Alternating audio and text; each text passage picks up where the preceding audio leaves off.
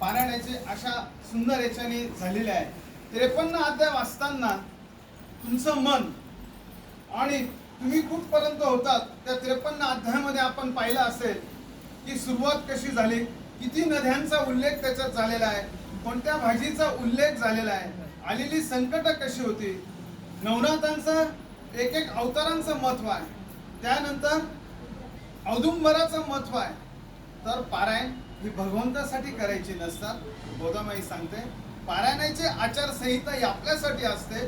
ही जागा इतकी पवित्रता आहे की गेल्या 25 वर्षापासून ह्या बाजूच्या अंगणामध्ये दत्त महाराजांच्या सहवासात औदुंबराच्या सहस्रत्या वायुलहरीमध्ये पहाटे 5 वाजता ब्रह्ममुहूर्तावर श्री गुरुचरित्र पारायणाची सुरुवात होत असते.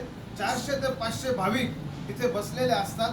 दर गुरुवारी इथे पालखींचा सोहळा असतो आणि आपण खरोखरच भाग्यवान आहे की अशा पवित्र जागेवरती आपलं श्रीपाद श्री वल्लभ पारायणाचं आपली सुरुवात झाली आणि आपल्या आजचा समारोप. तर पारायण वाचताना साधकाचं इतकं लक्ष असलं पाहिजे की प्रत्येक अध्याय आपल्याला शिकवण्यासाठी असतो, आचारसंहिता आपल्यासाठी असते आणि सामुदायिक पारायणाची ताकद असते की एखादी ओळ, आता ठीक आहे आपण आपलं ज्याचं केलं पण तरी आपल्यावरती आजूबाजूचा एक अदृश्य धाक होता वाचनाचा. मी वाचन करत असताना माझं मन कुठे जातं आणि ही सामुदायिक पारायणाची ताकद असते.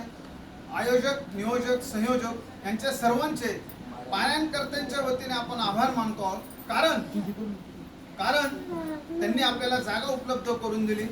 आत्रेय गुरुजींनी मागच्या वर्षापासून दिगंबरा नाम जपाचं सुरुवात आपण केली आणि त्यात अनिता ताईंनी आपल्याला, मला तुम्ही सहज विचारलं जागा कुठे, तर त्यांनी माझं नाव फिक्स करून टाकलं की नाही. आणि मला श्रीपाद श्री वल्लभांचं पारायण खूप दिवसापासून करायची इच्छा होती, पण योग असा येणार होता की एका श्री गुरुदत्त मंदिरात तुमच्या सर्वांच्या सहवासात हा योग आला.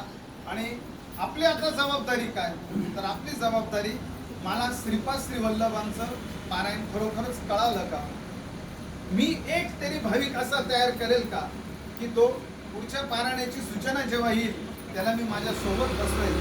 ही खरी जबाबदारी आहे. आणि ज्याला दत्त महाराजांची आवड नाही, ज्याला श्रीपाद वल्लभ माहिती नाही, त्या व्यक्तीला मी भाविक करेल का. ज्याला आवड आहे, ज्याला माहिती आहे त्याला तर कळणारच आहे, पण जो ह्या मार्गात नाही त्याला आयुष्यात मी हे सांगेल का आध्यात्मिक मार्गात किती ताकद आहे. श्रीपाद श्री वल्लभ पिठापुरम ह्या तीर्थक्षेत्राची मला माहिती आहे का. आजच्या अध्यायात आपण पाहिलं श्रीपाद श्री वल्लभांनी कोणकोणत्या युगात कसे कसे अवतार घेतले. रामदास स्वामींचा अवतार असेल, गजानन महाराजांचा अवतार असेल, दत्तगुरूंचा अवतार असेल, याची संपूर्ण माहिती होत असेल. तर या निमित्ताने एकच सांगावं असं वाटतं की सर्वात ह्या कलियुगामध्ये सर्वात जास्त सुख आपल्या नामजपात आहे, पारायणात आहे आणि त्याची एक एक उन्नती होत असते. आणि खरोखरच दर महिन्याचा आमचा दिगंबराचा नामजप, रोजचा नामजप, त्याची फलश्रुती महाराजांनी आमच्याकडून करून घेतली. श्रीपाद श्री वल्लभ फक्त आता गुरुदेव दत्त मंदिरात आयोजक श्यामदादा आणि त्यांचा संपूर्ण दत्तभक्त परिवाराला अशी विनंती आहे, आम्ही ते इथं सुरुवात केली पण तुमच्या मार्गदर्शनाखाली असंच समोर अंगणात मंडप व्हावा आणि 400 ते 500 दत्तभक्त श्रीपाद श्री वल्लभ पारायणाला बसावे.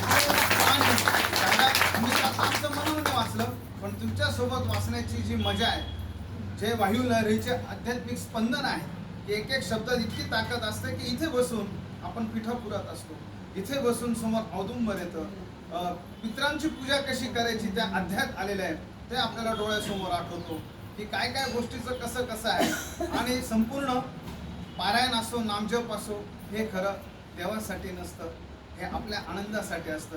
देवाला सजवलं की आपल्याला आनंद होतो, अगरबत्ती लावली की त्याचा सुगंध आपल्याला मनाला देतो, पारायण केल्यानंतर आपल्याला आचारसंहिता हे होते. हीच दत्तचरणी एकच विनंती आहे की हा मनुष्य देह दिलेला आहे, फक्त तुझ्या नामजपात आणि तुझ्या पारायणाच्या याच्यात होऊ दे आणि अहंकाराचा वारा न लागो माझ्या वासरा. जय गोदामाई, श्री गुरुदेव दत्त. आणि अशीच दत्त